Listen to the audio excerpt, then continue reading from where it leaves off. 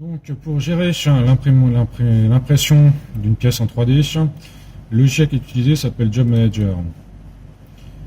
Donc vous retrouvez sur ce logiciel, si vous le lancez, les impressions qui ont déjà été réalisées, avec les informations concernant le temps d'impression ainsi que la quantité de matière qui a été utilisée.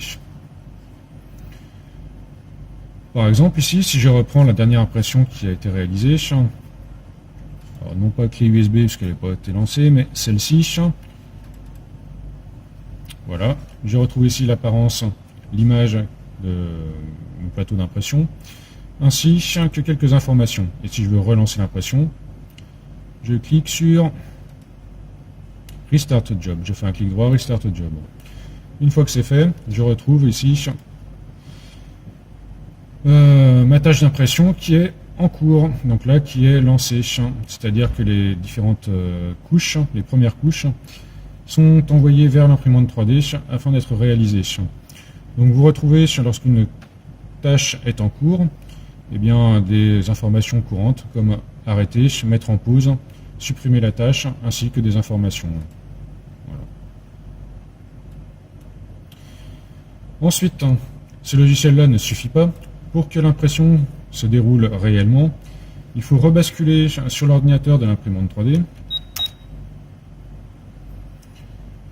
Donc on retrouve le logiciel de gestion de l'imprimante, et ici, il faut aller sur Go Online. Une fois que c'est fait, eh bien l'imprimante passe au stade preprint et prépare l'impression en lançant le chauffage des têtes pour qu'elle soit à température. Donc en basculant, on retrouve ici les informations concernant l'état de l'imprimante. On voit ici que les températures sont maintenant indiquées en bleu, puisqu'effectivement elles sont insuffisantes. Et elles passeront à vert lorsque la température sera atteinte. Donc vous retrouvez sur cette partie du logiciel les informations concernant la tâche en cours plutôt. Donc le temps d'impression, l'épaisseur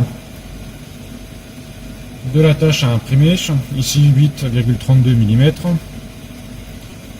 le nombre de couches ainsi que la couche en j'en suis encore à la couche 0,